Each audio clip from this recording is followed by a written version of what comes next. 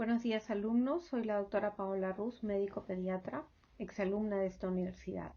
El día de hoy vamos a hablar sobre la teoría del programa ampliado de inmunizaciones. Si bien el tema es específicamente programa ampliado de inmunizaciones, o sea, el esquema nacional de vacunación, vamos a tocar algunos otros temas como para entrar en contexto de lo que es este esquema de vacunaciones. ¿Ok? Vamos a hablar sobre cómo están las vacunas en el mundo, sobre el esquema nacional propiamente dicho, sobre el plan ampliado de inmunizaciones en el Perú, cómo se está cubriendo estas cuotas de vacunaciones en el Perú y en la región, cómo se distribuyen las vacunas. Por supuesto, vamos a tocar brevemente el tipo de vacunas, las diferencias entre unas y otras, sobre todo las vacunas que están incluidas en nuestro programa de vacunación. Y por último, tocaremos el tema de los efectos secundarios y las contraindicaciones de la vacunación. Yo creo que a estas alturas todo el mundo tiene claro de la importancia de la vacunación, ¿no? La inmunización es una historia de éxito para la salud y para el desarrollo mundial, ya que salva millones de vidas cada año. Las vacunas son indispensables para prevenir y para controlar muchas enfermedades transmisibles, por lo que son la base de la seguridad sanitaria mundial. Además, en general, las vacunas son fundamentales para hacer frente a las enfermedades infecciosas emergentes, como eh, por ejemplo porque contienen o limitan los brotes epidémicos de estas o porque combaten la propagación de las resistencias a los antimicrobianos. La inmunización llega a más personas que cualquier otro servicio social. Tal vez tenemos zonas alejadas del país donde no tenemos un médico, pero la enfermera de vacunas llega hasta el último rinconcito. Y eso es un componente vital en la atención primaria de salud. Beneficia a las personas, a las comunidades, a los países y al mundo. Y representa una inversión en el futuro, por tres motivos. Porque salva vidas y protege la salud de las poblaciones, porque mejora la productividad y la resiliencia de los países, y porque propicia un mundo más seguro, sano y próspero. Bueno, y como habrán escuchado hablar estos últimos días en las noticias de la famosa Agenda del 2030 de las Naciones Unidas, en esta agenda están los 17 Objetivos de Desarrollo Sostenible, que son los objetivos que deben buscar los países para un desarrollo sostenible. De estos 17 objetivos, las inmunizaciones desempeñan un papel fundamental en 14 de ellos. O sea, en 14 de los 17 objetivos están involucradas las inmunizaciones y las campañas de vacunación. Sobre todo en el Objetivo de Desarrollo Sostenible número 3, que es garantizar una vida sana y promover el bienestar para todos en todas las edades. Y bueno, indirectamente en otros 13 de ellos, ¿no? Como lo pueden ver ahí. ¿Qué está pasando en el mundo? ¿Cuáles son las estrategias mundiales para la vacunación? En el 2012 sale este plan de acción que es plan de acción del 2011 al 2020, sin embargo se publicó en el 2012. Es el Plan de Acción Mundial sobre Vacunas por la Asamblea Mundial de la Salud para alcanzar los objetivos del diseño de las vacunas, que éstas deben hacer accesible la inmunización a nivel universal. La misión de este plan era mejorar la salud mediante la ampliación más allá del 2020 de todos los beneficios de la inmunización a todas las personas, independientemente de su lugar de nacimiento, de quiénes son o de dónde viven. Tal vez la pandemia del COVID no haya permitido que todos estos objetivos se cumplan. Todavía no hay una nueva publicación después de estos objetivos, pero seguro que va a salir pronto. Para poder alcanzar los objetivos generales del diseño de las vacunas, se plantearon progresos continuados hacia el logro de los 6 objetivos estratégicos. Y están detallados acá para cada objetivo los logros proyectados al 2015 al 2020. Como le digo, algunos, sobre todo los del 2020, no se han podido concretar y la pandemia ha tenido mucho que ver en ese objetivo, ¿no? Como les mencioné en unas diapositivas anteriores, El 1 de abril del 2020 se publica la Agenda de Inmunizaciones del 2030. En la Agenda de Inmunizaciones del 2030 se basa en un marco conceptual integrado por 7 prioridades estratégicas. La primera prioridad estratégica es que las inmunizaciones sean globales y consiste en garantizar que los programas de inmunizaciones sean un componente básico de la atención primaria de salud para lograr una cobertura sanitaria universal. La segunda es el compromiso y la demanda de la comunidad. Estas 2 prioridades estratégicas van a representar la base de un programa de inmunizaciones y son esenciales para prestar a las personas y a las comunidades unos servicios de salud centrados en las personas y guiados por la demanda. Las 3 prioridades estratégicas siguientes, que son cobertura y equidad, curso de vida e integración y brotes y emergencias, garantizan la prestación de servicios de inmunización ante el crecimiento de la población, la continua urbanización y el aumento de la migración, los movimientos de las fronteras y los desplazamientos de las poblaciones, los conflictos, la inestabilidad política, los desastres naturales y el cambio climático. Las 2 prioridades estratégicas restantes facilitan el éxito. Hacen falta inversiones continuas para combatir las infecciones que no tienen vacuna. Del mismo modo, la innovación mejorará el desempeño de los programas de inmunización, ya que va a permitir que se presten servicios a las poblaciones desatendidas. Para lograr que esto sea exitoso, también es fundamental garantizar el suministro mundial de vacunas asequibles y sostenibles, y que los programas nacionales de todo el mundo cuenten con estas características. Estas 7 prioridades estratégicas se anclan en 4 principios básicos, que van a determinar qué tipo de acciones se emprenderán para lograr cada objetivo estratégico y cada propósito. Estos principios son los vínculos que van a unir entre sí las prioridades estratégicas y lo que quieren es orientar cómo transformar la estrategia de alto nivel en acciones prácticas. Transmiten los valores y los principios rectores para establecer alianzas mutuamente beneficiosas y armonizar las actividades de todos dentro y fuera de la comunidad que esté interesada en completar su inmunización. Bueno, luego de ver los compromisos internacionales en cuanto a la vacunación, vamos a hablar ya exactamente de cómo es en el Perú, qué esquema tenemos, qué vacunas tenemos. Comencemos con un poquito de historia, cómo comenzó la vacunación en el Perú. Bueno, primero quiero decir que las siguientes diapositivas, todas las que tengan acá el logo del ministerio, no son diapositivas mías, están disponibles en la página del Ministerio de Salud, por eso las he copiado tal cual, y están con su logo indicando su procedencia. ¿Ok? Esto es el primer esquema de vacunación que teníamos acá. Miren, desde 1976 hasta 1996, durante 20 años, fue el mismo esquema de vacunación que se utilizó. En 20 años no se agregaron, no se quitaron vacunas. La cosa andaba muy lenta y casi no había modificaciones. Por supuesto que en estos 20 años hubieron logros. Por fin se erradicó la viruela del mundo, por eso es que este esquema ya no cuenta con la vacuna de viruela. El último caso de polio salvaje en el Perú fue en el 91. Y bueno, aparecen nuevas vacunas, pero todavía no en este esquema. Durante estos 20 años el esquema permaneció tal cual. O sea que prácticamente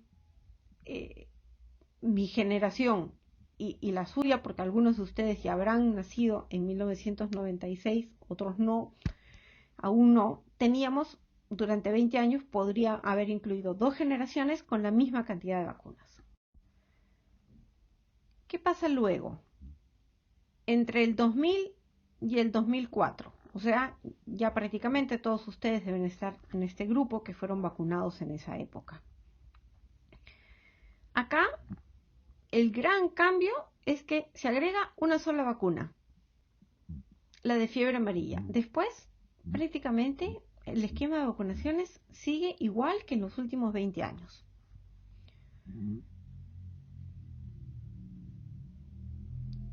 El 20 de junio del 2003 se da la ley de vacunas.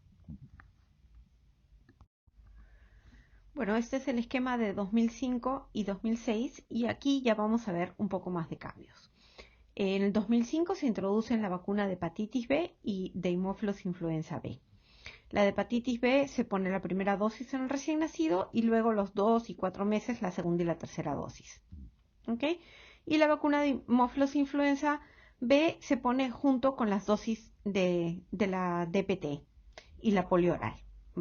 Van en el mismo control. Otro cambio importante es que la vacuna que era solo de sarampión ahora cambia a vacuna de sarampión, paperas y rubiola.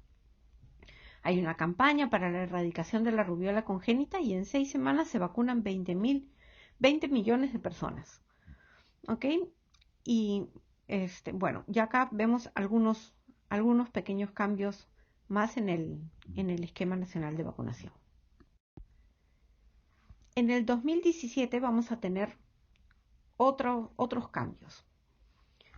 Primero, que en el febrero del 2008 se habla sobre que las vacunas no es un gasto, es una inversión en salud.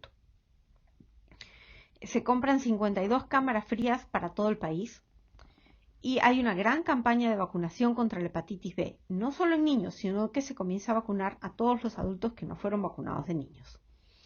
Y acá hay un gran cambio. Aparece la penta.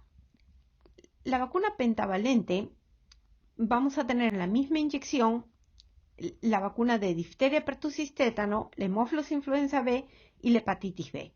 Entonces el niño recibirá de recién nacido la BCG y la hepatitis B, pero luego a los 2, 4 y 6 meses recibe la penta, que va a incluir estas 5 enfermedades, y la polio por vía oral. Además, miren que aparece. Solo se vacunaba a los niños hasta los 9 meses antes, ¿no? O hasta el año cuando cambió sarampión por sarampión, paperas y rubiola y la fiebre amarilla. Ahí acababa nuestro esquema de vacunación. Ahora, miren cómo crece. A los 18 meses se vuelve a poner otra penta, difteria, pertussis, tétano, polio, Haemophilus influenza y hepatitis B. Y además se pone una segunda dosis de sarampión, paperas y rubiola a los 4 años.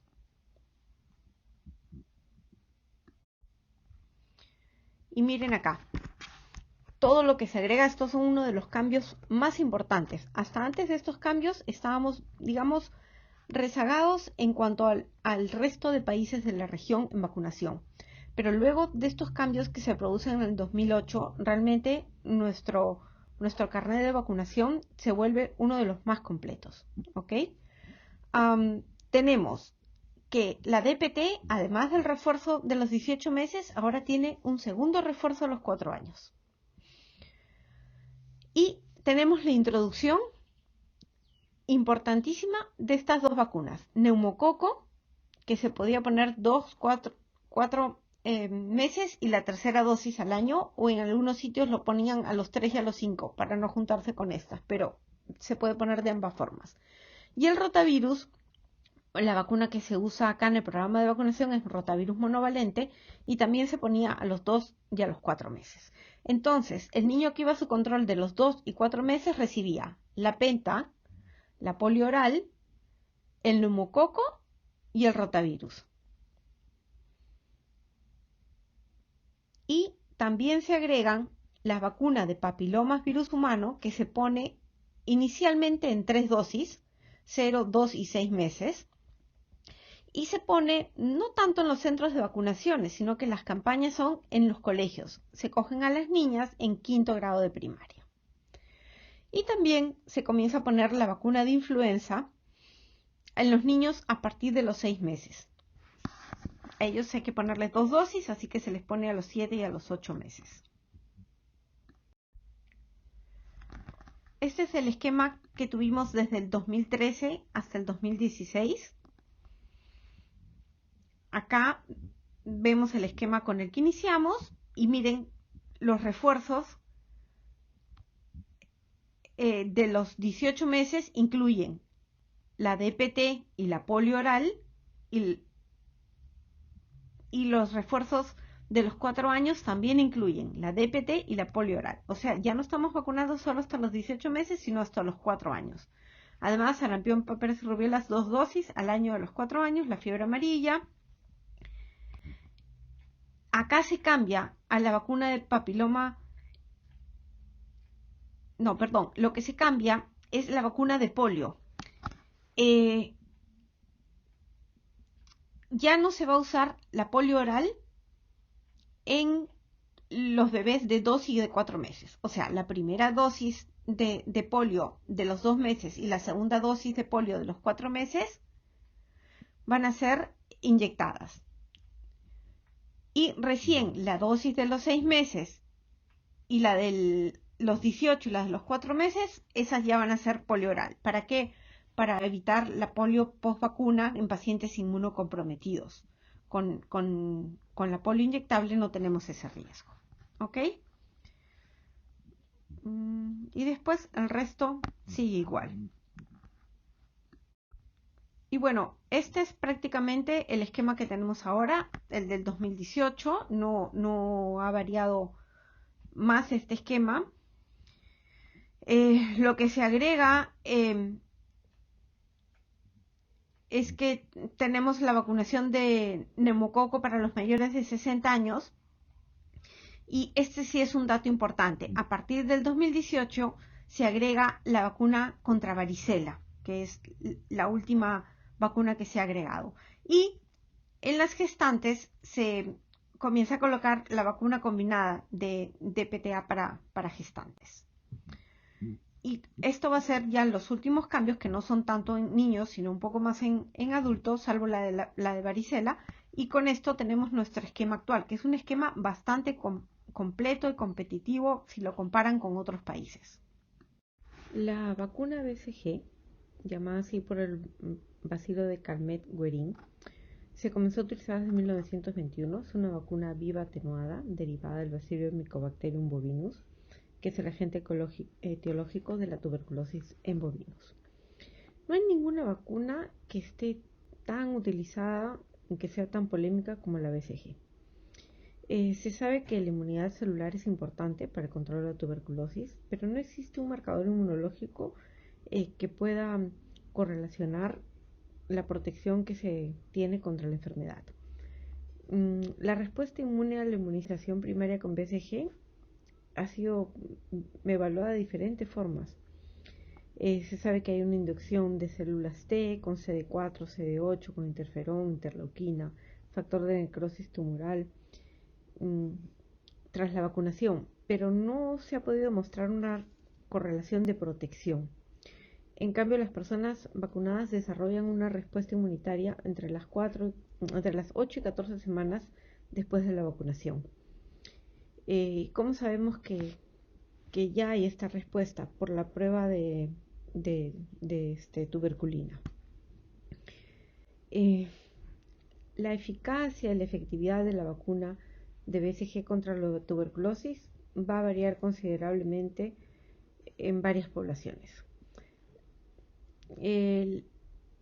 Las vacunas de la BCG producen un grado más alto de protección contra las formas graves de la tuberculosis que contra las formas moderadas. La BCG proporciona una protección más o menos del 50% frente a la enfermedad tuberculosa. En especial va a prevenir de la meningitis tuberculosa, de las formas diseminadas durante la edad infantil, pero no es muy eficaz para prevenir las formas pulmonares. La eficacia de la vacunación neonatal con BCG va a disminuir con la edad. Más o menos dura 10 años y puede tener una efectividad residual de 20 a 25 años. La vacunación con BCG es muy efectiva contra la forma grave de la tuberculosis en niños. Está especialmente indicada en los países donde tenemos una alta incidencia de tuberculosis, ¿no? Como nosotros. Se va a administrar estrictamente por vía intradérmica en la cara externa del brazo, ¿no? Y se pone 0.1 mililitros en los niñitos mayores de un año de edad, pero solamente 0.05 en los menores de un año. La vacuna de la polio. Bueno, existen dos vacunas de la polio. El virus de la polio tiene 3 serotipos, es muy contagioso, se transmite fácilmente de persona a persona por vía fecal, oral, respiratoria y bueno, ha sido responsable de muchos casos de parálisis y muertes en todo el mundo. En el Perú ya no tenemos polio salvaje desde 1991, pero se presentaron algunos casos de polio post-vacuna, ¿no? En pacientes inmunosuprimidos. Hay dos vacunas, la, la vacuna oral, que es un virus vivo atenuado, que era la única que usábamos antes, y la vacuna de polio parenteral. Esta vacuna es un virus inactivado muerto. Entonces, ¿qué pasa? En el 2013 se cambia el esquema y se pasa a la polio IPV a los 12 y a los 4 meses y se continúa el esquema con polio oral a los 6, 18 y 5 años, como vimos en el carnet de vacunación. Y con esto se disminuyen los casos que habían de polio post vacuna. Otra de las vacunas que tenemos en el calendario es la penta. Y esta va a estar compuesta, como su nombre lo dice, por 5 vacunas: hemófilus, hepatitis, tétano, pertussis y difteria. La bacteria Haemophilus influenza era responsable de una gran cantidad de morbilidad y mortalidad en niños menores de 5 años, antes de que apareciera la vacuna. Y era la causa principal de las meningitis bacterianas en esta edad. Los principales cuadros clínicos eran meningitis, epiglotitis, neumonía, entre otros. Y generalmente es una enfermedad que se produce en menores de 5 años. Luego de los mayores de 5 años ya es muy rara. Son vacunas que están compuestas por un polisacárido capsular purificado que está conjugado con un transportador. Estas vacunas conjugadas son muy efectivas frente al Haemophilus influenza B. Producen un efecto de rebaño porque también disminuyen las tasas de colonización nasofaringea por Haemophilus influenza B. Y la vacunación estaba recomendada en forma sistémica en todos los niños entre los 2 meses y los 59 meses de edad. En niños mayores de 5 años ya no es necesario colocar la vacuna. Y incluso si los niños menores de 2 años que han tenido ya la enfermedad se pueden vacunar tranquilamente. Bueno, estas vacunas son muy efectivas, han disminuido de forma importante, más del 95%, la incidencia de la enfermedad invasora por Haemophilus influenza B en los niños vacunados.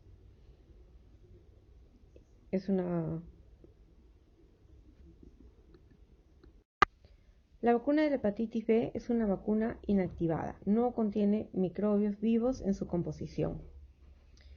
Es una vacuna ADN recombinante, está constituida principalmente por la proteína de superficie del virus, el antígeno de superficie del virus de hepatitis B, y está producida en un cultivo de levaduras. La vacunación universal frente a la hepatitis B forma parte de las inmunizaciones básicas recomendadas por la OMS. En el 2019, la cobertura de 3 dosis de la vacuna alcanzó al 85% de la población mundial.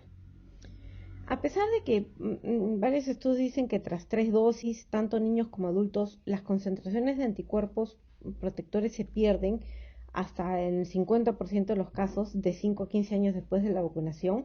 A pesar de esto, hay una presencia inmunológica, o sea, la vacuna confiere protección a largo plazo frente a la enfermedad y produciéndose una respuesta inmunitaria secundaria protectora tras la exposición al virus, a pesar de la ausencia de los anticuerpos detectables y esta duración ya comprobada de la inmunidad que confiere la vacunación es de al menos 30 años.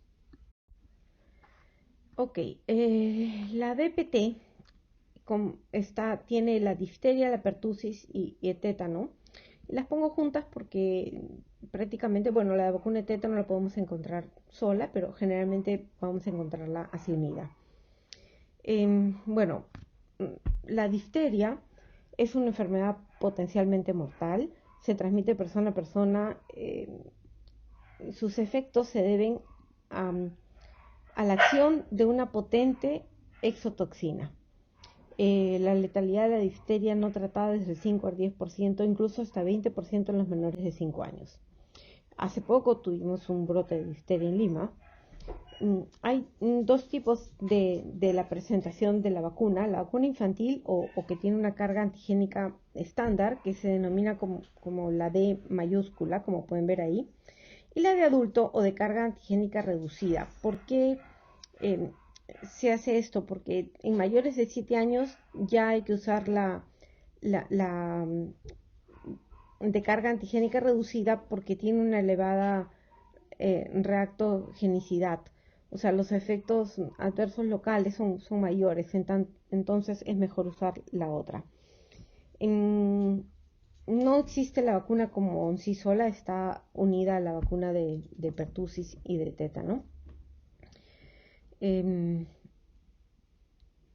O también puede estar unida en la penta, ¿no? Con la hemófilus y la hepatitis, o incluso en la hexa con la polio, ¿no? Se administra por vía intramuscular.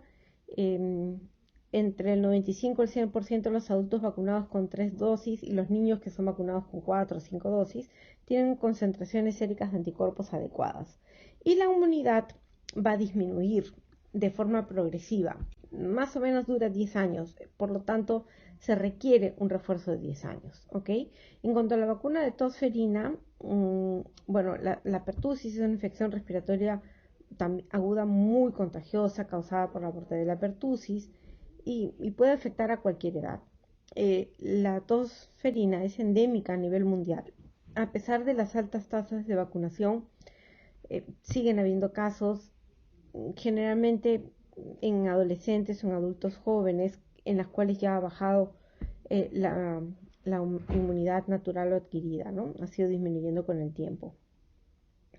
Tanto la infección natural como la vacunación confieren una protección muy limitada, entre 4 y 20 años para la infección natural y entre 4 y 7 años para la adquirida mientras la vacuna. Por lo tanto, también se pone la vacuna cada 10 años. En cuanto al tétano, bueno, el tétano es una enfermedad aguda causada por una potente endotoxina y producida por la bacteria Clostridium tetani.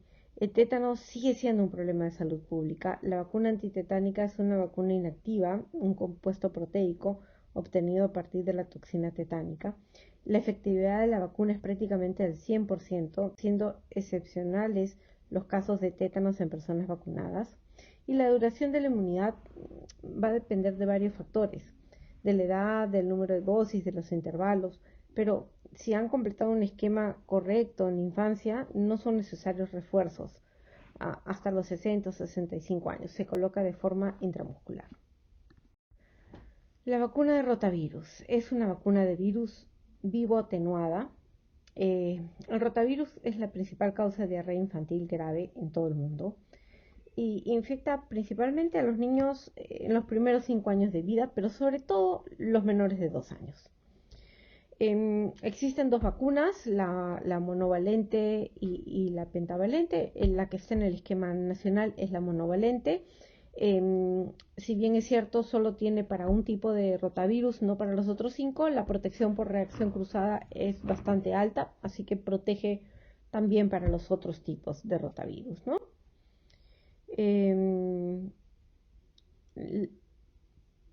Bueno, se recomienda poner la vacuna antes de los 6 meses. Si el niño tiene más de 6 meses ya no es necesario vacunarlo, ya que la vacuna va a proteger principalmente las formas graves y de la hospitalización, ¿no?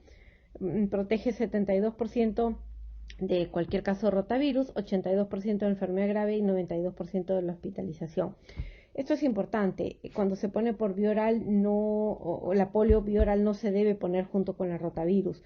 Ya no hay tanto conflicto en nuestro calendario porque ahora a los 2 y a los 4 meses tenemos la polio parenteral, entonces podemos poner la rotavirus simultánea. Antes se ponía la rotavirus a los 3 y a los 5 para no cruzarse con la polio oral. Y en esta vacuna sí no se debe poner si es que el niño está con fiebre, con diarrea, con vómitos, porque claro, va a vomitar la vacuna, ¿no? Entonces, en esos casos se pospone un poco la vacunación hasta que pase el cuadro agudo. Hay más de 95 serotipos de neumococo. Cuando se usó la vacuna neumocócica conjugada, la heptavalente, en los calendarios de vacunación sistemática, se vio una significativa disminución de la carga global de enfermedad neumocócica invasiva y de las hospitalizaciones asociadas a neumonía a expensa de los serotipos que estaban contenidos en esta vacuna. Sin embargo, la utilización de la vacuna heptavalente se acompañó de un incremento de los serotipos que no estaban contenidos en esta vacuna. En nuestro país también se inició a vacunar con neumococo con la heptavalente. Los serotipos que estaban incluidos que aumentaron fueron el 19A, el 1 y el 7F. Y estos llegaron a ser responsables de la mayoría de los casos de enfermedad neumocócica invasiva. Luego, las vacunas conjugadas se ampliaron y ya eran las 10 valente y la 13 valente. Actualmente, en el Programa Nacional de Vacunación se utiliza la 13 valente. Por lo tanto, también han disminuido significativamente los casos de enfermedad neumocócica invasiva por los serotipos que están comprendidos en esta vacuna. Es una vacuna conjugada. En niños menores de 1 año se colocan 3 dosis. A los 3 y a los 5 meses y al año, o a los 2 o a los 4 meses y al año. Si el niño ya tiene más de 1 año, son 2 dosis, y si el niño ya tiene 2 años, o en caso de los adultos, porque es la misma vacuna que se va a poner por los adultos, una sola dosis es suficiente. Y la aplicación es intramuscular. La vacuna de sarampión, paperas y rubiola es la triple viral. Se coloca por vía subcutánea. Es una vacuna de virus vivos atenuados. Tiene una gran eficacia en los programas de vacunación infantil. Ha conseguido disminuir los casos de sarampión del 95 al 99% en la mayoría de países del mundo. Sin embargo, ustedes han escuchado los brotes que hay de sarampión, han habido estos años, y bueno, eso se debe a los movimientos no vacunas, a los niños no vacunados, ¿no? Se colocan 2 dosis, la primera es al año y la segunda, hay diferentes esquemas. Algunos dicen se puede poner a partir de 1 mes después, pero algunos dicen 18 meses y otros 4 años. Puede aplicarse tranquilamente en los pacientes que son alérgicos al huevo y está contraindicada en los inmunosuprimidos y en el embarazo. La vacuna de varicela es una de las últimas vacunas que han sido introducidas en el calendario, en el esquema nacional de vacunación. En ausencia de una vacunación sistemática de varicela, la incidencia anual de la varicela es casi igual a los niños nacidos cada año. A los 12 años de edad, entre el 90 y el 95% de los niños ya han tenido varicela. Estoy hablando de grupos no vacunados. La mayoría de los casos se producen antes de los 14 años, pero sobre todo entre los 2 y los 10 años. Por lo tanto, la gran mayoría de los adultos que tenemos más de 45 años, que no hemos sido vacunados porque no había la vacuna todavía, ya estamos inmunizados porque el 90-95% hemos tenido la enfermedad. ¿Pero eso qué significa? Que tenemos el virus latente y tenemos la posibilidad de hacer herpes zóster en cualquier momento. Esta vacuna se debe poner también de 2 dosis. El intervalo mínimo es de 1 mes, pero con la segunda dosis se puede poner también a los 3 o 4 años. Es efectiva en 92-95% para prevenir cualquier forma de varicela si es que tiene 2 dosis. La primera dosis se recomienda entre los 12 y los 15 meses, preferentemente a los 15 meses, y la segunda entre los 2 y los 3 años, pero preferentemente a los 2 años. Hay otros calendarios que contemplan, como les dije, la primera dosis a los 15 meses y una segunda dosis entre los 3 y 4 años. Es una vacuna de virus atenuado y la encontramos en el mercado sola o en combinación con la sarampión, paperas y rubiola. En nuestro esquema la tenemos sola. Se administra por vía subcutánea.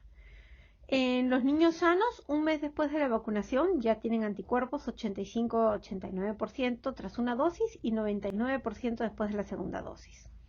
Se puede utilizar también como profilaxis posexposición, o sea, si hay un caso de varicela, a los contactos administrarle la vacuna lo antes posible, ideal entre los 3 y 5 días de la exposición. Luego de los 5 días ya no va a ser muy efectiva. Y colocándola previene del 79 al 100% de las formas moderadas o graves de la varicela y de prevenir en total de no infectarse la varicela es muy variable. Hay reportes entre el 9 y 93%. Los lactantes, esto es importante. Si tenemos un bebé de más de 6 meses de edad que le da varicela clínicamente clara, probablemente va a desarrollar una inmunidad completa y duradera. Y se puede considerar que esté inmune y por lo tanto ya no es necesario vacunarlo. Pero si tenemos un lactante menor de 6 meses o un lactante menor de un año en lo que hace una enfermedad leve o muy leve, o que su diagnóstico está dudoso, debemos vacunarlo a la edad indicada igual y hacer como si no hubiera tenido la varicela. ¿Ok? Podemos tener, o sea, ¿qué pasa si tenemos varicela después de la primera dosis de la vacuna? Si la varicela aparece en los 14 días siguientes a la vacunación, no es por la vacuna, era ya un virus salvaje que ha estado incubado. Pero si la varicela aparece entre la tercera y la sexta semana después de la vacunación, podría ser una varicela debido al virus salvaje que se contagió, la vacuna no le hizo efecto, o también podría ser una varicela vacunal. ¿Ok? Y si la varicela aparece después de 42 días desde la vacunación, eso es un virus salvaje y lo que tenemos que hacer es que un fracaso vacunal, ¿no? Que la vacuna no ha hecho efecto. ¿Quiénes no se pueden vacunar contra la varicela? Los que tengan alergia grave a la gelatina, con algunas vacunas, o neomicina con otro tipo de vacunas. Tener en cuenta con esos dos. La dermatitis de contacto a la neomicina no es una contraindicación, o sea, solo se hace una reacción sistémica a la neomicina. Los que tienen inmunodeficiencias congénitas celulares o mixtas, o inmunodeficiencias adquiridas, los que están con tratamientos inmunosupresores, porque es una vacuna de virus vivo, ¿no? Y luego de 3 meses de haber terminado el tratamiento ya pueden ser vacunados. Los niños que están recibiendo altas dosis de corticoides. Hay que esperar que pasen unos días después de recibir el tratamiento. Si son altas dosis, más de 20 miligramos por día, en niños que pesen más de 10 kilos, esperar un mes hasta que pase el tratamiento del corticoide y ya se pueden vacunar. ¿Ok? O vacunarlos 2 semanas antes de iniciar. Si es un niño que ya sabemos que va a empezar un tratamiento con corticoide, vacunarlos 2 semanas antes de iniciar el tratamiento. Bueno, los que están con tuberculosis activa, el embarazo también es una contraindicación. La vacuna antiamarílica es una vacuna atenuada también. Se puede colocar a partir del año de edad, pero si es que hubiera algún brote podría ser a partir de los 9 meses. La vacuna de la fiebre amarilla debe ser administrada de niños en las zonas endémicas. Nosotros somos una zona endémica como parte del programa de inmunización de rutina. A pesar de que tenemos esta vacuna y no se han podido detener los brotes de fiebre amarilla y se han expandido incluso en algunas nuevas áreas en los últimos años. A los 10 días de administrar la vacuna, el certificado de vacunación ya es válido y se estima que hay una protección del 95%. La protección de la vacuna es por toda la vida. Antes se solicitaba revacunación a los 10 años, pero ahora no, con una dosis es suficiente. Salvo que haya algún caso especial como un trasplante de órganos hematopoyéticos, las personas que han sido vacunadas durante el embarazo o los niños que por motivo de un brote son vacunados antes del año, se podrían vacunar a los 9 meses, ellos también deben ser vacunados otra vez después del año. No se puede poner simultáneamente con la vacuna de sarampión, paperas y rubiola, porque hace que la respuesta inmunológica sea menor en ambas, sobre todo en los niños pequeñitos. ¿Ok? Está contraindicada si hay una reacción anafiláctica al huevo y en menores de 6 meses, y también en inmunodeficiencias. La vacuna del virus de papiloma humano también ha sido una de las últimas en no tan reciente como la varicela, pero sí una de las últimas en agregarse. Bueno, el virus de papiloma humano es la causa más frecuente de infección de transmisión sexual en el mundo. Hay dos vacunas, la que tiene tetravalente y la nonavalente. La nonavalente obviamente ofrece mayor cobertura directa frente al cáncer de cervix y también una prevención potencial del 85-95% de los cánceres de vulva, vagina, ano relacionados con este virus. En nuestro esquema, por ahora, todavía estamos usando la tetravalente. El momento ideal para la vacunación es antes del inicio de las relaciones sexuales, pero el inicio de las relaciones sexuales no contraindica la vacunación. Son 2 dosis a los 0 y a los 6 meses entre los 9 y los 14 años. Las mujeres entre 13 y 26 años no vacunadas son un grupo de alta prioridad de vacunación y pueden beneficiarse de la vacuna sin necesidad de ningún análisis previo. En los mayores de 15 años son 3 dosis, 0, 2 y 6 meses. En nuestro país la vacuna se pone solo a las niñas, se ha escogido la edad de 10 años, se las ponen en quinto de primaria. Sin embargo, la vacuna está indicada para ambos, para niñas y niños, pero se ha escogido esa estrategia porque son las que más riesgo tienen de padecer el cáncer de cervix. A pesar de que el hombre transmite la enfermedad, ojalá en algún momento se vacune a todos, pero por ahora se está vacunando solo a las niñas. Es una vacuna inactivada, tiene proteínas estructurales del virus y se coloca por vía intramuscular. Ahora, si queremos ver qué es lo que nos falta, ¿no? Acá podemos ver las diferencias entre los diferentes calendarios de los países de Latinoamérica, ¿no? ¿Qué vacunas incluyen cuántos países? Como ustedes ven, nosotros tenemos prácticamente todas las vacunas. Yo diría que hay solo 2 vacunas que no tenemos. Una es la vacuna de hepatitis A, que muy pocos países de la región la tienen. Ojalá la podamos tener en algún momento. Y la otra vacuna es la vacuna de meningococo.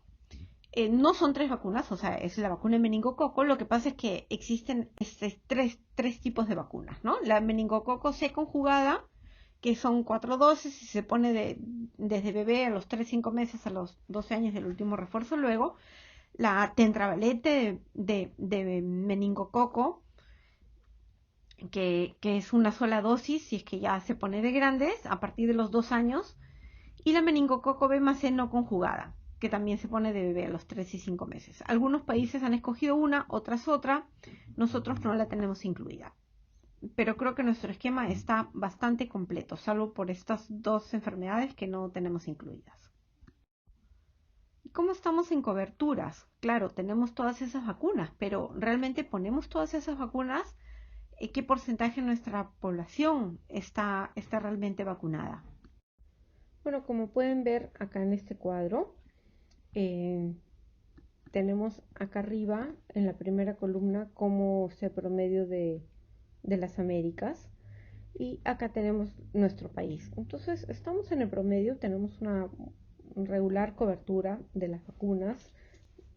Por supuesto que no estamos al 100%, algunas vacunas más que otras, pero digamos que en cuanto a la cobertura estamos en el promedio de la región de América, ¿no? Les voy a pedir que ingresen, si pueden en este momento, de sus celulares a este link. Y en este link es muy fácil ver cómo están las vacunas, qué se está poniendo. Vamos a entrar y les enseño cómo funciona. Bueno, aquí pueden ver las vacunas, todas las vacunas que tenemos en el esquema a lo largo de la edad del paciente, desde más pequeñitos hasta adultos, y pueden ver qué porcentaje de cobertura de vacunas se colocó, ¿no? Qué porcentaje de la población está vacunado. Entonces, acá ustedes ponen el año, qué año quieren ver, y les sale el porcentaje de vacunaciones. Algunos están en porcentaje, otros están en números relativos. Entonces, por ejemplo, hacemos clic acá en varicela y acá podemos ver específicamente de la varicela en el año 2020 y por departamento cómo fueron las vacunas, cuántas vacunas se colocaron. Entonces, acá, bueno, está todo el territorio nacional, pero ustedes podrían escoger específicamente algún departamento. Pero miren lo que pasó acá. Miren cómo cayeron las vacunas en marzo y miren cómo cayeron las vacunas en abril. En mayo empezamos a vacunar, fuimos el primer país de la región que empezó a vacunar en época de pandemia. En junio, y bueno, luego comenzaron a aumentarse todo. Claro, si comparan esto con el 2019, veamos la siguiente diapositiva. Aquí en el 2019 vemos que bueno, la diferencia que hubo en los porcentajes de vacunas, ¿no? Muchas de ellas tuvieron mejor cobertura en el 2019 que en el 2020 y eso fue por la pandemia, ¿no? Algunas vacunas nuevas como la varicela tal vez no se nota mucho la diferencia, pero en otras sí, la cobertura fue mejor en el 2019 que en el 2020. Entremos acá otra vez a varicela y vemos acá cómo la vacunación estuvo pareja en todos los meses, ¿no? En este caso, como recién se introdujo la varicela a partir del 2018, todavía no había tanta cobertura, pero van a notar mayor diferencia con otras vacunas. Bueno, lo importante de esto es que en esta herramienta ustedes pueden revisar vacuna por vacuna, departamento por departamento, el año que ustedes quieran y ver la cobertura de vacunas que tenemos en el país. ¿Cómo es la distribución y la cadena de frío de las vacunas? Bueno, esta también es una diapositiva del Ministerio donde muestra cómo es la gestión de abastecimiento, la red de abastecimiento del ámbito nacional para las vacunas. Hay 42 destinos nacionales entre almacenes y subalmacenes y luego de ahí distribución a hospitales, la DIRIS de Lima Metropolitana, cómo es la distribución de las vacunas que se realiza en cajas térmicas, en paquetes fríos. Y bueno, esto va a estar distribuido en tres niveles de almacenamiento de las vacunas. El nivel central, que son depósitos grandes, y acá se pueden tener vacunas hasta para 2 años.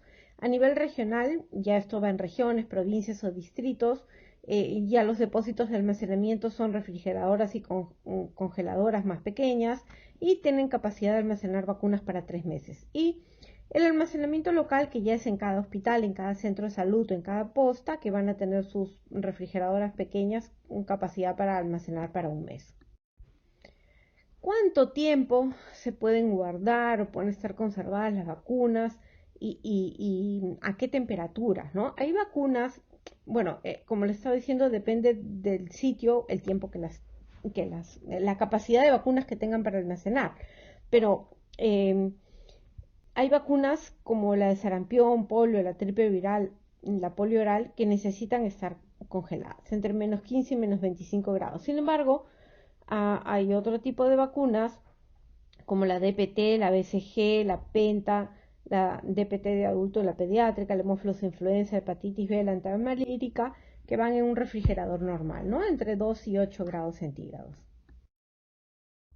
Pero claro, no siempre tenemos las vacunas congeladas, ¿no? Pero uno las saca, las descongela y tienen pues un tiempo máximo de uso después de haber sido reconstituidas, después de abrir el frasco, después de prepararlas, ¿no? Eh, Generalmente son 6 horas para la polio, la BCG, algunas como la DPT hasta 3 días, pero la mayoría están entre 6 horas, ¿no? Las de virus y, bueno, algunas un poco más, 3 días, 5 días. ¿Cómo podemos clasificar las vacunas? Tenemos diferentes tipos de vacunas y varias formas de clasificarlas. Vamos a buscar una forma sencilla de que puedan clasificar y ordenar los diferentes tipos de vacunas. Primero, un breve reseña de los tipos de inmunidad, ¿no? Tenemos la inmunidad activa y la inmunidad pasiva. La inmunidad activa tiene memoria inmunológica, o sea, el organismo genera anticuerpos específicos. Y esta se puede dar porque superamos la infección, o sea, nos contraemos la enfermedad y nuestro cuerpo genera anticuerpos por la infección y esta se llama activa natural, o porque nos inyectaron los antígenos o los componentes que van a hacer que el cuerpo genere los antígenos, y esta es la artificial, que es producida por la vacunación. Y en cuanto a la pasiva, esta es con un efecto temporal. Entonces el organismo va a adquirir los anticuerpos específicos, ya sea a través de la placenta de la mamá, o sea, la mamá le pasa los anticuerpos a los bebés, que es la natural, o la artificial, cuando nos inyectan directamente los anticuerpos específicos. O sea, en tratamiento con suero, con inmunoglobulinas, es un tratamiento artificial, con la sueroterapia, ¿ok? Tenemos diferentes tipos de vacunas. Tenemos, por ejemplo, las vacunas vivas atenuadas, que se utiliza una forma atenuada de un virus que causa una enfermedad. Su efecto similar a la infección natural de la enfermedad crea una respuesta inmunitaria muy fuerte y de larga duración. Pero hay que tener cuidado con los pacientes que tienen inmunosupresión en usar estas vacunas. Por ejemplo, sarampión, papera, rubiola, rotavirus, viruela, varicela, la fiebre amarilla. Luego tenemos las vacunas inactivadas, en las cuales el virus está muerto o inactivado. También tienen una respuesta inmunológica, pero no tan fuerte como las vacunas vivas, como la hepatitis A, la gripe, la polio por vía parenteral o la rabia. Y luego tenemos las vacunas por subunidades, recombinantes, polisacáridas o combinadas. Estas vacunas van a utilizar partes específicas del agente causal, como una proteína, un azúcar, una parte de su cápsula, para generar la respuesta inmune muy fuerte y dirigida a las partes específicas del cuerpo, de la cápsula del germen, que vamos a usar para crear los anticuerpos. Y la ventaja es que se pueden usar incluso en personas con sistemas inmunitarios debilitados o con problemas de salud crónicos. Por ejemplo, la del hemófilos, la de hepatitis, la del papilomavirus, la tosferina, cuando está como parte de la vacuna de PTA combinada, el neumococo, el herpes zóster. Hay dos vacunas, una de virus vivo atenuado y otra de recombinada. Después tenemos las vacunas con toxoide. Estas son la de la difteria y la de tétano, fundamentalmente. La vacuna se fabrica, o sea, la respuesta inmunitaria va dirigida a la toxina en lugar del germen, ¿ok? Y bueno, como le decía, los nuevos tipos de vacunas, que son las vacunas de ADN, son un conjunto específico de instrucciones que se insertan en nuestras células ya en forma de ADN o ARN mensajero, y con el fin de que estimulen la fabricación de proteína específica que deseamos para que el sistema inmunitario reconozca contra lo que decíamos que haga sus anticuerpos, ¿no? Que produzca los anticuerpos. Por ejemplo, las vacunas de COVID están usando esta técnica, ¿no? Y las vacunas de vectores recombinantes, en las cuales se introducen fragmentos del agente por un virus, como la vacuna del ébola, por ejemplo.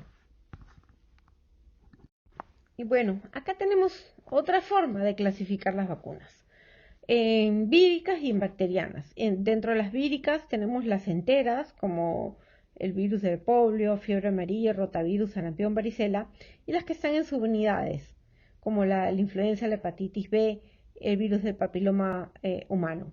Y tenemos dentro de las vacunas bacterianas las acelulares, como la tosferina celular, las conjugadas con polisacáridos más proteínas, como el hemófilos, el meningococo, el neumococo, las enteras, como la tuberculosis, por ejemplo, o la fiebre tifoidea oral, las de polisacáridos capsulares, como la fiebre tifoidea parenteral o el neumococo, el neumo 23, las de proteínas de superficie, como el meningococo, y las de toxoides, como la de difteria y tétanos. ¿Ok? Ahora, por supuesto que las vacunas tienen efectos secundarios como cualquier cosa, cualquier medicamento. Sin embargo, generalmente estos efectos no son graves y vamos a verlos. Los efectos adversos de las vacunas o efectos secundarios asociados a las vacunas e inmunizaciones, que es lo que significa SAVI, los podemos clasificar de dos formas: por el tipo de evento o por la gravedad. Vamos a verlos más adelante. Si vemos los efectos adversos relacionados con la vacunación, vemos que estos pueden ser una reacción relacionada con el contenido de la vacuna, o sea, realmente por un componente de la vacuna, como el enrojecimiento, dolor, tumefacción en el hombro, etc. Una reacción relacionada con un defecto de la calidad de la vacuna, por ejemplo, cuando es insuficiente la inactivación del virus de la polio. Una reacción causada por un error de vacunación, o sea, no se lavaron bien las manos en la administración de la vacuna y hay una infección de la zona. Una reacción relacionada con la ansiedad asociada a la vacunación. Esto es importante. Por ejemplo, le sube la presión, le da taquicardia, un síncope por la vacunación, que no tiene nada que ver con la vacuna, es por el componente de estrés de colocarse la vacuna. O pues, también puede ser un evento coincidente con la vacunación. Por ejemplo, yo lo uso mucho, las personas que dicen que no se ponen la vacuna de la influenza porque se ponen la vacuna y a los 2 días le da la gripe. Claro, la vacuna de la influenza se pone en época de epidemia, en la temporada de influenza, y lo más lógico es que te puedes contagiar en esa época de influenza, ¿no? Pero no es a causa de la vacuna, ¿no? También podemos clasificar las reacciones vacunales según su extensión, y estas se dividen en locales y sistémicas.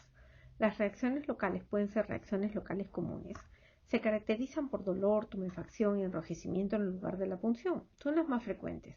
Se presentan durante las primeras 48 horas tras la vacunación y pueden variar de intensidad de una persona a otra. Ceden espontáneamente en 1 o 2 días. Estos son dolor, enrojecimiento, induración y edema de intensidad moderada, nódulo en el punto de la inyección vacunal, vesículas en los que se han vacunado contra la varicela, pápulas, como por ejemplo en la BCG, que a menudo causa una reacción local por la vacunación, que comienza luego de la segunda semana de vacunación. Esta pápula se puede ulcerar y se cicatriza después de varios meses, puede ser un granuloma incluso. La cicatriz queloide que deja es más común en las poblaciones asiáticas y africanas. También puede haber una linfadenitis regional con la aparición de una o más adenopatías que no sean mayores de 1 centímetro de diámetro. Y estas son las más comunes. Tenemos otras reacciones locales que son un poco más raras, como por ejemplo el absceso en el lugar de la punción. Puede haber fiebre o no, puede haber pus, signos inflamatorios, puede aparecer una linfadenitis supurativa local, puede haber una fistulación de una adenopatía tras la vacunación de BCG, por ejemplo. Sucede con más frecuencia en lactantes y puede ocurrir entre 2 y 16 meses luego de la vacuna. Puede haber una reacción local grave como enrojecimiento o inflamación en la zona de punción, que tenga edema, que sobrepasa la articulación más próxima, una reacción local inflamatoria que dura más de 72 horas o que requiere hospitalización. Estas son, por ejemplo, una reacción de hipersensibilidad tipo 2 debido a una formación de complejos inmunes por activación del complemento. Hay una inflamación cutánea que aparece horas después de la administración de la vacuna, sobre todo con las vacunas de toxoide tetánico y diftérico. También puede haber una importante reacción local con inflamación y dolor, incluso podría producirse hasta un poco de necrosis, y a veces podría estar acompañada ya de algún síntoma sistémico. Si esto sucede, no deberían aplicarse vacunas que contengan tétanos y difteria en al menos 10 años, que son las vacunas que más producen este tipo de reacciones. Y también puede haber una reacción de hipersensibilidad de tipo 4, retardada, de carácter celular no humoral. Esta aparece entre las 24 y las 72 horas tras la administración de la vacuna. Hay una importante reacción local y se asocia a sustancias utilizadas como componentes de algunas vacunas, como los adyuvantes, los antibióticos o los conservantes. Y ahora veamos las manifestaciones sistémicas. Primero, las sistémicas comunes. Sin embargo, a pesar de que son sistémicas comunes, son menos frecuentes que que las reacciones locales. ¿Ok? Se presentan en menos del 10% de los pacientes vacunados. Tal vez la que más efectos sistémicos tiene es la vacuna de la DPT, donde la frecuencia de fiebre puede llegar incluso al 50% de los casos. Entre estos síntomas sistémicos tenemos fiebre, irritabilidad, dolor muscular, malestar general, cefalea, vómitos, diarrea, otros síntomas que no son específicos, una erupción cutánea como un tipo de exantema generalizado, que puede durar breve, puede ser breve, puede también tener una aparición tardía. Esto se puede presentar luego de la triple viral, de la sarampión, paperas y rubiola, o también de la vacuna de la varicela. También se puede presentar un exantema polimorfo o de tipo urticarial. También podríamos tener artralgias de articulaciones periféricas fundamentalmente, 1 a 3 semanas después de la administración de la vacuna. Esto se puede ver con la vacuna de la rubiola, dentro de la sarampión, paperas rubiola, sobre todo en adolescentes o en adultos, ¿no? Más que en los niños. Estas también se resuelven espontáneamente en máximo unas semanas. Y ahora vamos a ver las reacciones sistémicas raras, que felizmente son todavía menos frecuentes que las anteriores.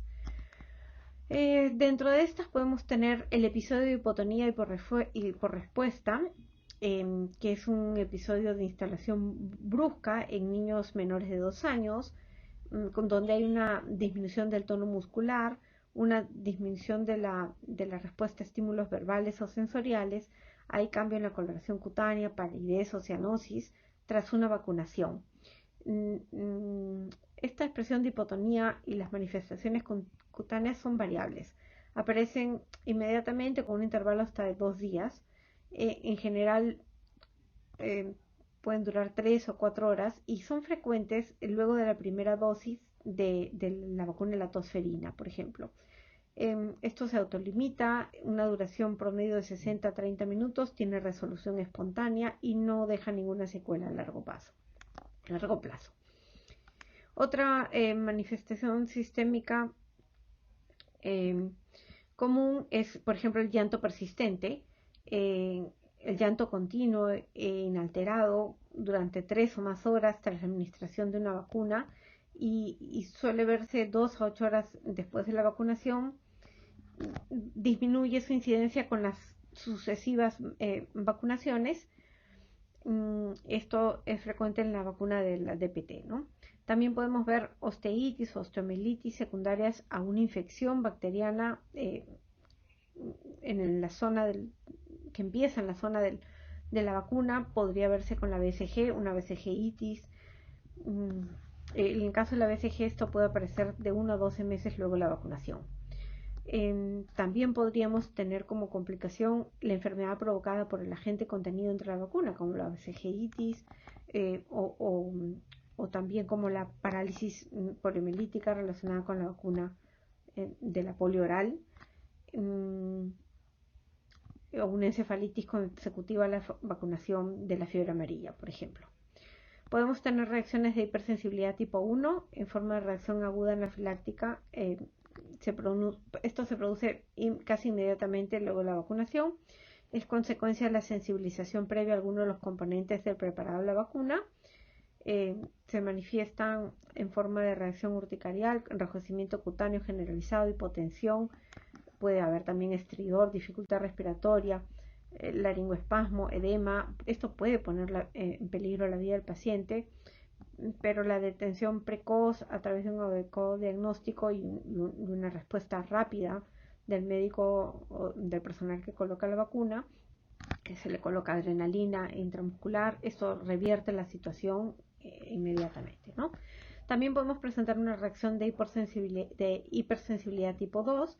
Esto es como se manifiesta por una destrucción celular por anticuerpos citotóxicos producidos por una inducción tras la fijación del antígeno a las membranas celulares, como por ejemplo la trombocitopenia asociada a la vacunación con DPT o una vacuna antisarampionosa, por ejemplo. También podemos tener reacciones adversas neurológicas, parálisis aguda flácida postvacunal, el síndrome de Guillain-Barré o convulsiones, entre otras, encefalitis también. Bueno, en este cuadro tenemos las reacciones menores y comunes de las vacunas, pero están asociadas a cada vacuna. Por ejemplo, el 95% de la BCG va a tener una reacción local, tumefacción, enrojecimiento. En la hepatitis B, sin embargo, vemos que es el 15%, ¿no?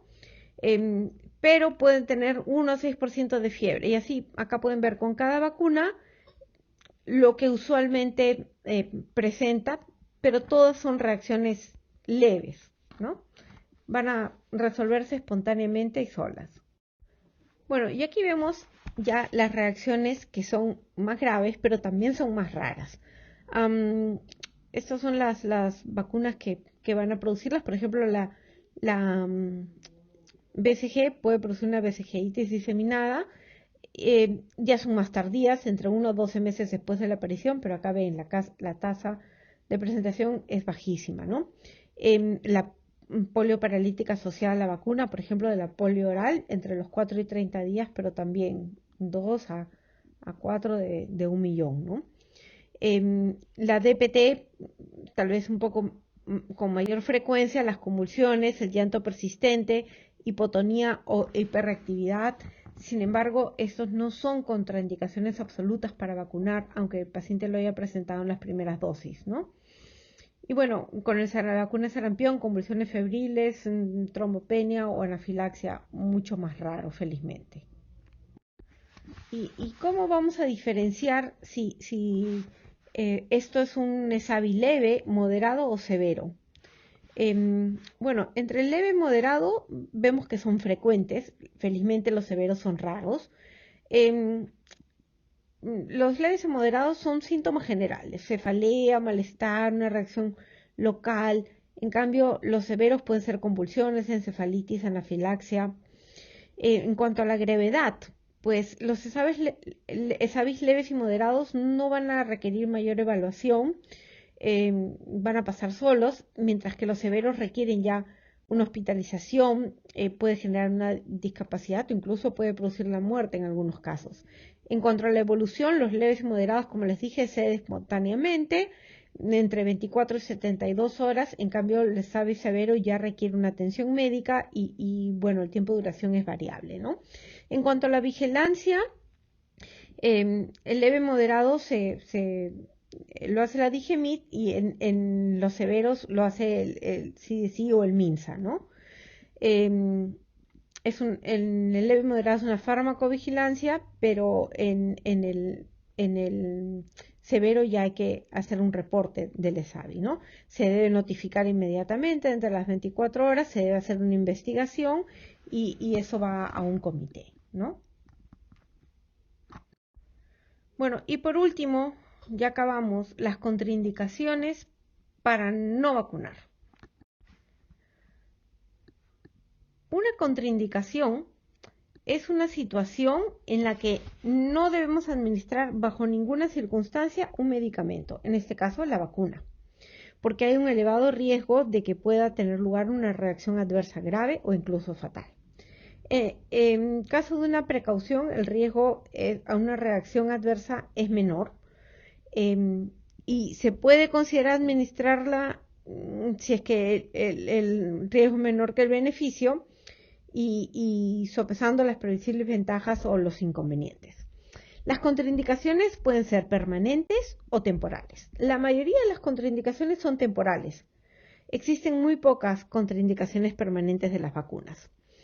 La única contraindicación aplicable a todas las vacunas es la existencia de una reacción alérgica grave previa a dicha vacuna o uno de sus componentes. Es importante que sepamos cuáles son las verdaderas contraindicaciones o cuáles son las precauciones para que no perdamos la oportunidad de vacunar, ¿no? Hay muchas falsas contraindicaciones que no solamente llevan a retrasos innecesarios de una adecuada protección, sino que además favorecen la protección, la propagación, ¿no? En la sociedad de creencias erróneas con relación a situaciones que no se puede y que en verdad sí podríamos vacunar, ¿no?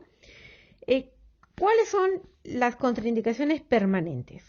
Una reacción adversa grave a una dosis previa de la misma vacuna o una hipersensibilidad o reacción alérgica grave a algún componente de la vacuna. ¿Ok? Las contraindicaciones temporales van a depender de la edad de la administración. Por ejemplo, una vacuna de papiloma que se tiene que aplicar a los 9 años, voy a tener una contraindicación temporal de aplicarla en menores de 9 años. ¿Ok? El embarazo. Una vez que pasa el embarazo, se acabó la contraindicación. La inmunodeficiencia.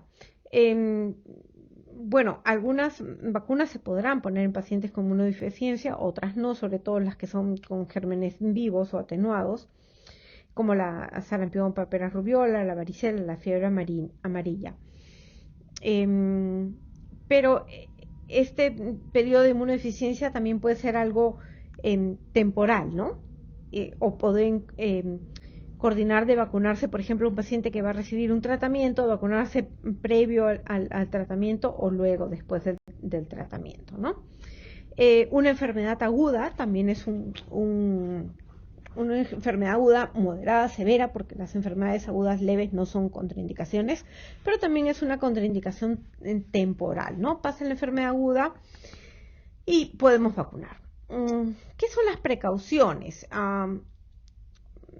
Por ejemplo, debemos considerar precauciones cuando hay que evaluar cada caso y ver si es que realmente justifica poner la vacuna o no, o ponerla con precaución, o tener a la mano cómo reaccionar ante un posible efecto adverso, ¿no? Por ejemplo, con la vacuna de la tos ferina, son precauciones las enfermedades neurológicas inestables, mientras esté inestable, si hay una historia de síndrome de Guillain-Barré, 6 semanas posteriores a la administración de una vacuna, en ese caso se debe valorar, ¿no? Con precaución si es que conviene o no administrar la segunda dosis de esa vacuna. En personas con enfermedades crónicas, inmunosupresión, aquellas que reciben tratamientos con productos biológicos, también hay que valorar, como les digo, caso a caso, el riesgo y beneficio y decidir individualmente a quién es necesario ponerle y a quién no. La alergia al huevo no es un inconveniente para la vacunación, ya sea con la vacuna, la sarampión, paperas o rubiola, tampoco con la antigripal. Hay que tener precaución, pero puede vacunarse una persona con alergia al huevo con las debidas precauciones y cuidados habituales. Y creo que el mayor grupo de las contraindicaciones están aquí, en las falsas contraindicaciones. Debemos luchar contra estas falsas contraindicaciones para no perder oportunidades de vacunar a los niños que no tienen completas sus carnets de inmunización. Por ejemplo, es una falsa contraindicación una enfermedad infecciosa banal o moderada, con o sin fiebre, catarro, resfrío común, diarrea. Eso no es contraindicación para vacunar. No se van a incrementar los efectos adversos, no van a prolongar los síntomas de la enfermedad que tienen, no van a modificar la respuesta inmunitaria frente a la vacuna. Se les puede vacunar. Muchas veces por un moquito no vacunamos a los niños y los niños pequeños están con moquito siempre, entonces nunca los vacunamos. Los niños pretérminos se vacunan a la misma edad cronológica que los niños a término, incluida la vacuna de la hepatitis B que se le pone de recién nacido. Bueno, para la BCG necesitamos un peso mínimo de 2.500, tal vez ahí habría que esperar, es una contraindicación temporal. Pueden vacunarse los niños cuya mamá esté embarazada o cuya mamá que está dando de lactar. Por ejemplo, acá hay una excepción. La madre que está amamantando no se podría vacunar contra la fiebre amarilla si es que el bebé que está lactando tiene menos de 9 meses, porque podría excretar virus por la lactancia materna, pero si tiene más de 9 meses no hay ningún problema, ¿ok? No hay riesgo de vacunar a un paciente que haya tenido esa enfermedad. Por ejemplo, tuvo difteria, no importa, se le pone la vacuna de difteria. Lo único que vamos a conseguir con eso es que tenga más refuerzo, mayor inmunidad adquirida de forma natural, más la de las vacunas. Los pacientes que están diagnosticados de epilepsia y que están estables, que están controladas sus convulsiones, así como los que tienen convulsiones febriles, también se pueden vacunar sin ningún problema. Cuando se les está poniendo esto que está muy de moda para las alergias, los desensibilizantes, las terapias, las inmunoterapias de alergeno, tampoco son contraindicaciones para vacunar. Simple y llanamente buscar el otro brazo y que esté lejos del tratamiento que le están poniendo y no pasa nada. El niño que está hospitalizado se vacuna hospitalizado, no hay ningún problema. Las alergias que no son anafilácticas, en algún componente de la vacuna, tampoco son contraindicaciones. Y tampoco es contraindicación que el hermano sea alérgico, no es contraindicación. Se vacuna al niño mientras no se demuestre que el niño sea alérgico, o sea, que un familiar tenga reacciones adversas a las vacunas o alergia a un componente de la vacuna, no debe ser tomado en cuenta. Y bueno, chicos, eso es todo. Muchas gracias y algunos temas que ya han quedado por fuera de esta teoría por cuestiones de tiempo serán tocados en el seminario. Muchas gracias.